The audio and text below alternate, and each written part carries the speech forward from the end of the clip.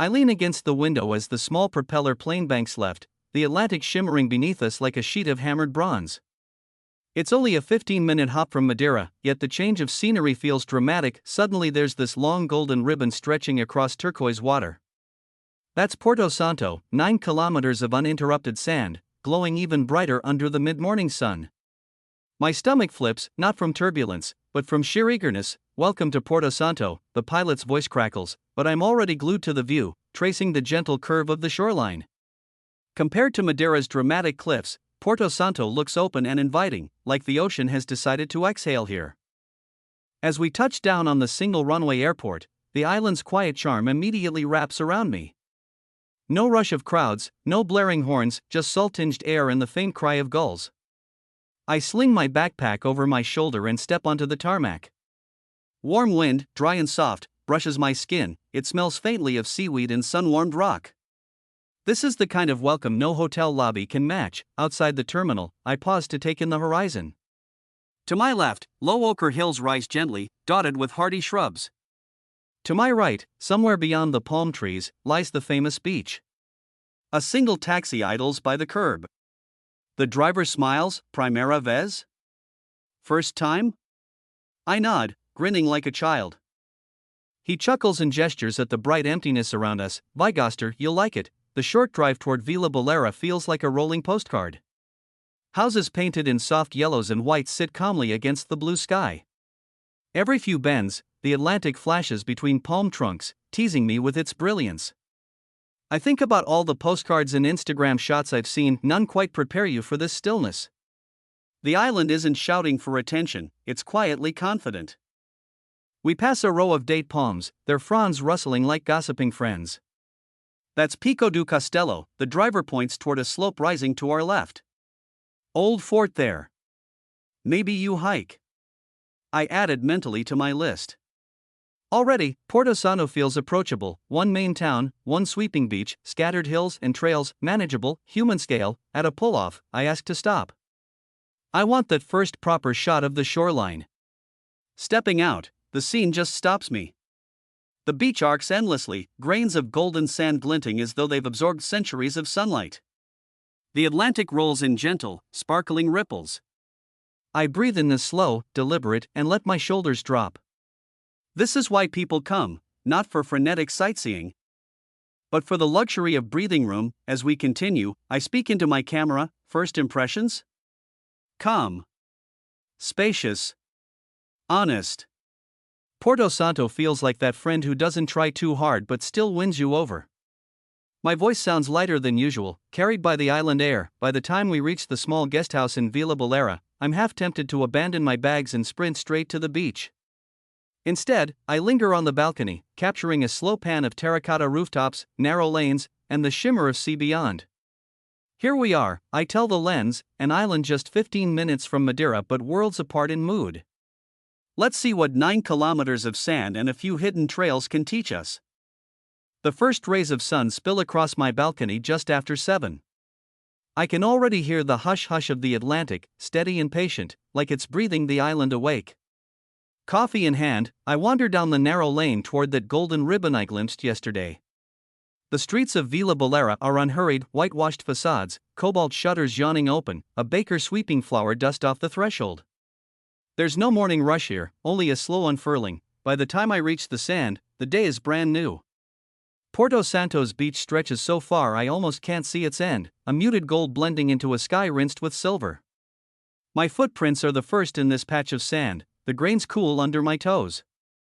Each step presses down softly, leaving perfect ovals before the tide creeps in and erases them. I set up my camera on a low tripod, framing the expanse.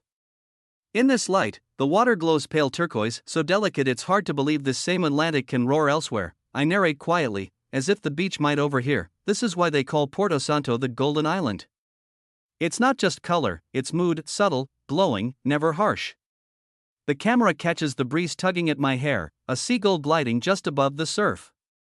I slow my breathing, matching the pulse of the waves. This isn't a checklist stop, it's an invitation to linger. A fisherman strolls past, greeting me with an easy bon dia. His boat waits at the shallows, painted mint and rust, ropes coiled like sleepy snakes. I ask if I can film him pushing off. He nods, smiling, and together we watch his hull slide into the rippling blue. That fleeting human moment, the kind that vanishes when we chase itineraries, becomes my favorite frame. The beach broadens as I wander, the Atlantic curving like an open arm. Dunes tufted with grass mark the edge of the sand, beyond which small cafes doze under striped awnings. I duck into one, ordering biolo do caco Madeiran flatbread warm from the griddle, slick with garlic butter. The owner, Dona Rita, sets down an espresso that smells like roasted hazelnut.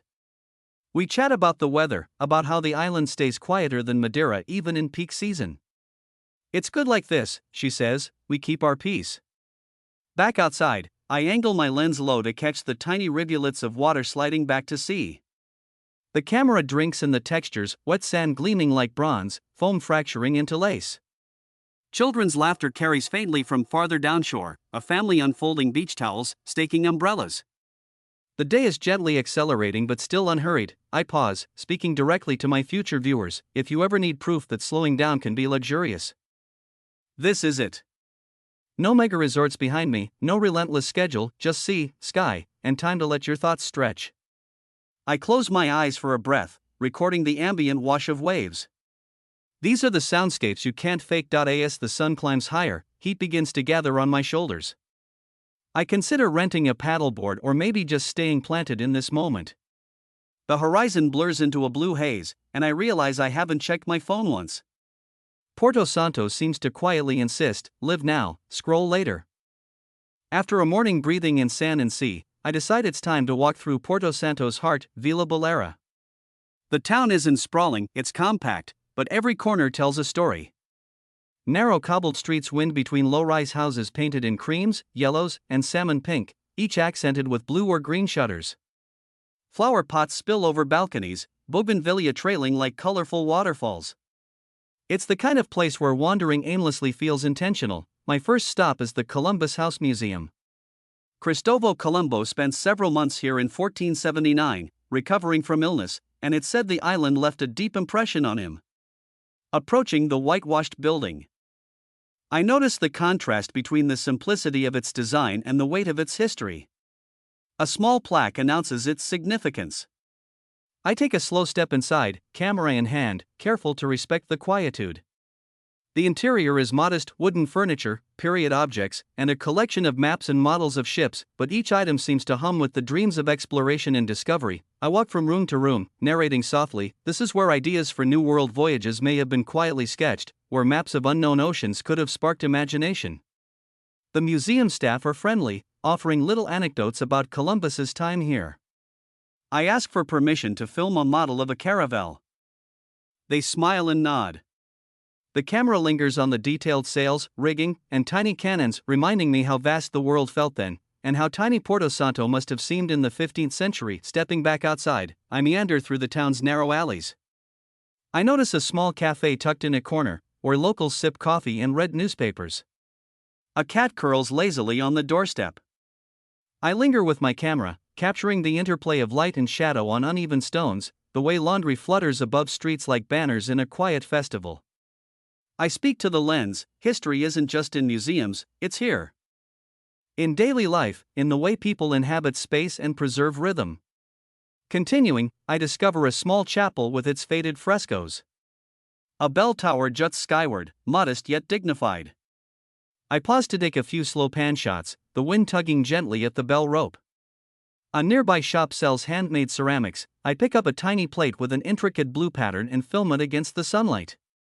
It feels like holding a piece of Porto Santo's identity in my hands. Lunch is a brief affair, fresh seafood from a seaside restaurant. I sit at a table overlooking the Atlantic, narrating as I savor grilled scabbard fish and local passion fruit juice. Food is history too, I say. Every dish carries stories of the sea, the island, and generations of hands that prepared it. A couple of fishermen push past on their way home, their laughter mingling with gull cries. I let the camera roam, capturing the interaction, the textures, the life beyond the plates. As the afternoon sun tilts, I climb a small hill near the town center, looking back at Vila Bolera. The pastel rooftops, narrow lanes, and distant golden sand create a mosaic I want to imprint in memory. Porto Santo is more than a beach, I tell the camera. It's a living archive, quiet, patient, waiting for those who care to notice. After immersing myself in history and the calm rhythm of Vila Baleira, it's time to feel the island from above. I head toward Pico do Castelo, Porto Santo's highest point, about 517 meters. The path is well marked but rugged, a combination of stone steps, dirt trails, and golden dust that clings to my shoes. The early afternoon sun casts long shadows across the hills, highlighting the gentle undulations of this volcanic terrain. I start narrating as I climb. Beaches can show you beauty at eye level, but to understand an island, sometimes you need to rise above it. To see its shape, its scale, its secrets. The ascent is steady, the wind carries a salty bite from the Atlantic. Refreshing and constant. Around me, wildflowers, purples, yellows, and whites dot the landscape like confetti dropped by careless hands. About halfway up, I pause on a small plateau, camera in hand. The panorama is already staggering. Below, Vila Baleira glimmers in pastel tones, its streets threading toward the sand. Beyond, the ocean stretches endlessly, meeting sky in a seamless horizon. I set the tripod, capturing a slow 360-degree sweep. Every angle tells a story, I whisper to the lens.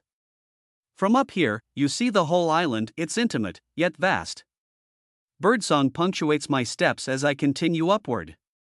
I encounter a couple of hikers coming down. We exchange cheerful greetings.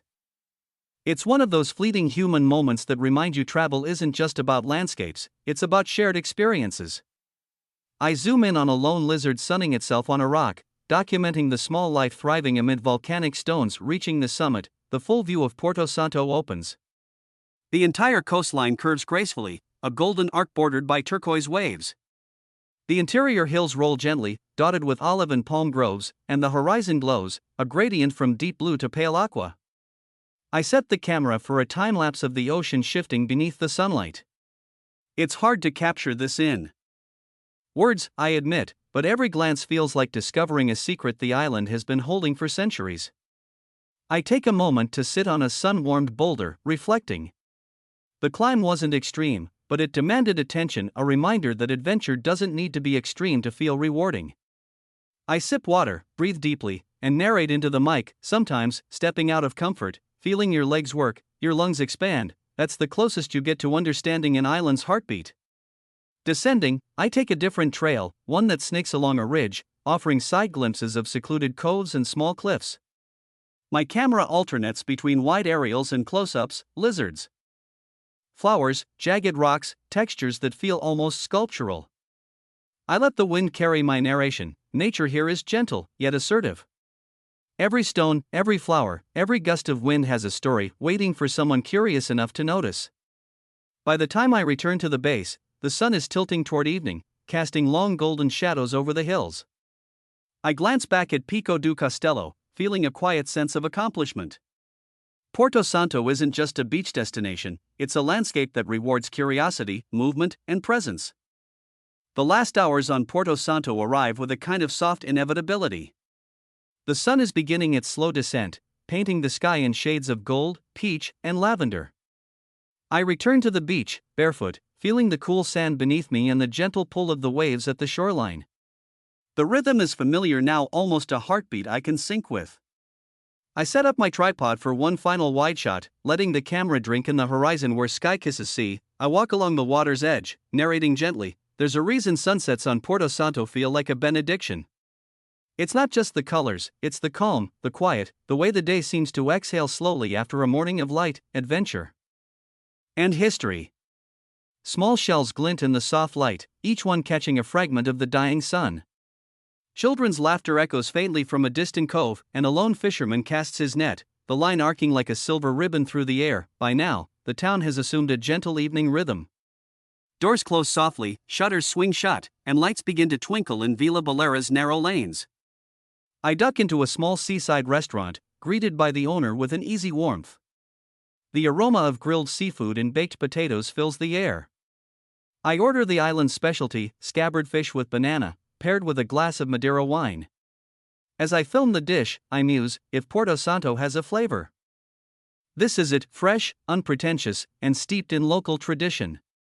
Each bite carries the essence of the island, the sea, the soil, and the centuries of hands that have prepared it. Sitting back, I glance around. Tourists are sparse, most diners are locals finishing their day. Conversation hums quietly over clinking cutlery. I film small moments, a couple laughing softly, a waiter balancing a tray with effortless grace, the light glinting off wine glasses. These are the textures of Porto Santo life that linger in memory long after the sand and sea are gone. After dinner, I return to the beach for the final time. The sky deepens to a richer gradient, violet merging into indigo. I set the camera on a tripod for a slow pan across the coastline.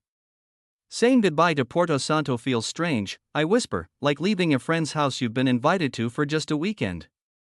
The golden beach, the hills, the gentle people, they've all left a mark. I crouch to let my fingers trail in the wet sand, watching the tide erase them, a gentle reminder that moments, like footprints, are fleeting but beautiful. I take a slow walk along the dunes, filming silhouettes against the sunset. The wind carries the faint scent of seaweed and salt, a sensory bookmark for the journey. I pause one last time, recording a direct address to the camera. Porto Santo isn't about rushing. It's about noticing the sand beneath your feet, the curve of the coastline, the history in the town, the warmth of a simple meal, and the way the sunset folds everything together. This island is a lesson in presence. As darkness edges the horizon, I capture one final wide aerial shot, the beach glimmering faintly under the last light. I turn, a deep exhale escaping me, and whisper, "Until next time, Porto Santo." With that, my journey comes to a gentle close, carrying the quiet magic of 9 kilometers of golden sand, small hills, and endless Atlantic dreams. If you like this video, don't forget to subscribe.